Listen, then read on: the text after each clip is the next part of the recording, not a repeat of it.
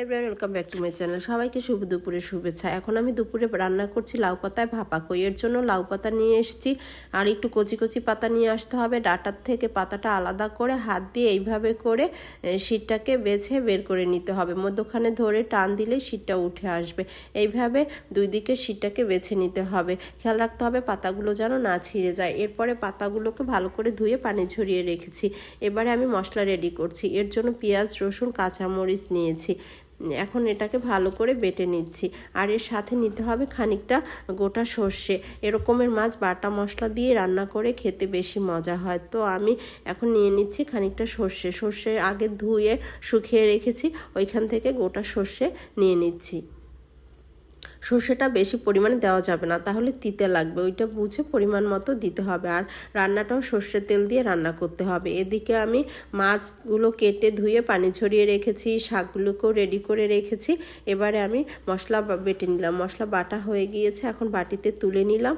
আর এখন কিভাবে মাখাচ্ছি সেটা আপনাদেরকে দেখাচ্ছি। তো ধোয়া পাতাগুলো পানি ঝরে গিয়েছে, মাছগুলো রেডি করেছি।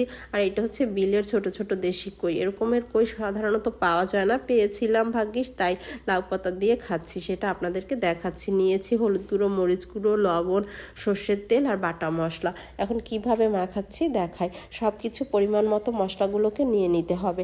আর ঝাল আপনাদের পছন্দ মতো নেবেন। আর মশলাটা হাতেই মাখাতে হবে, হাতে মাখালেই খেতে বেশি ভালো হয়। আর হাত ছাড়া চামচ দিয়ে করলে অতটা ভালো হয় না, সেই কারণে আমি হাত দিয়ে মেখে নিচ্ছি। নিয়ে নিলাম খানিকটা সর্ষের তেল। এবার সব কিছু ভালো করে মেখে নিলাম। এবারে দিয়ে দিচ্ছি মাছগুলোকে দিয়ে ভালো করে উল্টে পাল্টে মেখে নিতে হবে।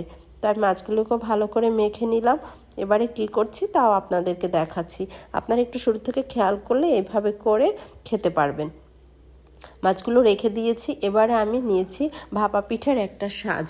এই সাজটাকে কিনে ধুয়ে পানি ঝরিয়ে রোদে শুকিয়ে নিয়েছি। এবার ওতে খানিকটা সর্ষের তেল মেখে নিলাম। কয়েকটা ডাঁটা ছিল তাও উপর দিয়ে মাছগুলোর সঙ্গে মেখে নিচ্ছি। এবারে সাজের উপরে একটা একটা করে পাতা দিয়ে দিচ্ছি। এইভাবে 5-6টা পাতা দিয়ে দিতে হবে। আপনারা চাইলে ভাতেও ভাপা দিতে পারেন, তবে ভাতে যারা নতুন তারা বুঝবেন না। এরকম করে সুতা দিয়ে বেঁধে বসা ভাতের উপরে নামানোর 10 মিনিট আগে দিয়ে দিতে হবে। ভাতও হয়ে যাবে, মাছও হয়ে যাবে।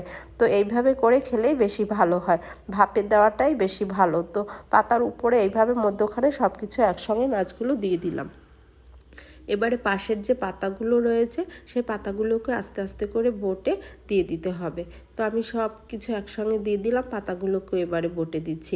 এখন উপর দিয়ে আরও কয়েকটা পাতা দিয়ে দিতে হবে, যেন ফুটাফাটা না থাকে, সব কিছু ঠিকঠাক মতো হয়। এরকম করে উপর দিয়ে 3-4টা পাতা দিয়ে দিলাম। আর এদিকে আমি গরম পানি ফুটতে দিয়েছি, পানিটাও ফুটে উঠেছে। এবারে আমি শাঁসটাকে বসিয়ে দিলাম। বসিয়ে দিয়ে ঢাকনা দিয়ে রেখে দেব 15 মিনিটের জন্য। চুলার আঁচটাকে মাঝারি করে রেখে দিতে হবে। তো আমি এবারে ঢাকনাটা দিয়ে দিলাম। আর চুলার আঁচটাও এরকম মাঝারি করে রেখে দিচ্ছি 15 মিনিটের জন্য। 15 মিনিট পরে ফিরে এসে আপনাদেরকে দেখাচ্ছি যে মাছটা কত সুন্দর ভাপা হয়েছে। এই ধরনের যে কোনো ছোটো মাছ, চিংড়ি মাছ, ইলিশ মাছ ভাপা দিয়ে খেতে পারবেন। ওয়াও, দারুণ হয়েছে। পাতাটা একবারে সিদ্ধ হয়ে টইটুম্বুর হয়েছে। এখন আমি এটাকে তুলে নিচ্ছি। কিভাবে তা আপনাদেরকে দেখাচ্ছি। আপনারা চ্যাপটা যে কোনো চামচ, ভাতের চামচ কিংবা চ্যাপটা কোনো চামচ দিয়ে তুলে নেবেন। তো আমি এইভাবে করে ভাতের চামচটা দিয়ে ভালো করে প্লেটের উপরে তুলে নিচ্ছি। আজকে আমি আর তেমন কিছুই রান্না করছি না, আমি পাতা ভর্তা করছি আর এই ভাপা মাছ, এই দিয়ে আজকে দুপুরে আমরা খাবো। এরকম খাবার হলে তো আর কোনো কিছুর প্রয়োজনই হয় না। এতেই দারুণ পেট ভরে গরম গরম ভাত খাওয়া যাবে। তো আমি পাতাগুলোকে উপর দিয়ে তুলে নিচ্ছি। এবারে কিভাবে ভর্তা করব তাও আপনাদেরকে দেখাবো। দেখতেই পাচ্ছেন কালারটা এত দারুণ হয়েছে মাছের, আর সব কিছু সুন্দরভাবে সিদ্ধ হয়ে গিয়েছে, দেখতেও ভীষণ ভালো হয়েছে। তো এখন আমি পাতাগুলোকে ভর্তা করে নিচ্ছি। এর জন্য নিয়েছি পেঁয়াজ কাটা, শুকনো মরিচ টেলে নিয়েছি, আর সামান্য লবণ দিয়ে ভালো করে পেঁয়াজ মরিচটাকে মেখে নিলাম। এবার হাত দিয়ে পাতাগুলোকে ছিঁড়ে ছিঁড়ে পেঁয়াজের সঙ্গে ভালো করে মেখে নিচ্ছি। আর দিয়ে দিচ্ছি খানিকটা সর্ষের তেল। এবার ভালো করে আরেকটু তেল দিয়ে মেখে নিলাম, হয়ে গেল আমার পাতা ভর্তা। তো গরম গরম ভাতের সাথে পাতা ভর্তা আর ভাপা মাছ খেতে দারুণ হবে, দুর্দান্ত একটি খাবার। তো আর এই খাবারটার সঙ্গে তো মরিচ না হলে একদম চলে না। তো গাছে আছে আমার মরিচ, তো আমি সেই মরিচ পাড়তে যাই, আপনাদেরকে নিয়ে যাচ্ছি আমার সেই মরিচ বাগানে। চলুন আমার সঙ্গে এখন মরিচ বাগানে। এই যে আমার অনেক অনেক মরিচ, তো আমি সেগুলোকে নিয়ে নিচ্ছি খাওয়ার জন্য। আর একটু ঝাল ঝাল গরম ভাতে দুপুরবেলা শীতের সময় ভীষণ লাগে খেতে। আমি কাঁচা মরিচ নিলাম আর ভাবছি বোম্বাই মরিচ নিব কি নিব না, এই করতে করতে বোম্বাই মরিচও একটা ছিঁড়ে নিলাম। আর যখনই প্রয়োজন হয় আমি এরকম এসে এসে এখান থেকে মরিচ নিয়ে যাই, আমার আর মরিচ কিনতে হয় না। এদিকে খাবারের সময় হয়ে গিয়েছে, আমাদের ঘরে সাধারণত 2টার মধ্যেই সবাই ভাত খায়। তো আমি স্নেহার বাবাকে খেতে দিয়েছি, গরম ভাত ভর্তা দিয়ে মেখে খেতেই পাচ্ছে না, এরকম অবস্থা। আর এরকম খাবার গরম গরমই খেতে হয়। তো এই তো আমি এদিকে মাছটাকেও বেড়ে নিয়ে এসেছি, তো আমি সবাইকে দাঁড়িয়ে দাঁড়িয়ে তুলে তুলে দিচ্ছি, এরপরে আমি খাবো। আশা করি আপনাদের ভালো লেগেছে, ভালো লাগলে অবশ্যই লাইক দিয়ে সঙ্গে থাকবেন। আমি যখন যা বানাই চেষ্টা করি আপনাদেরকে দেখানোর জন্য।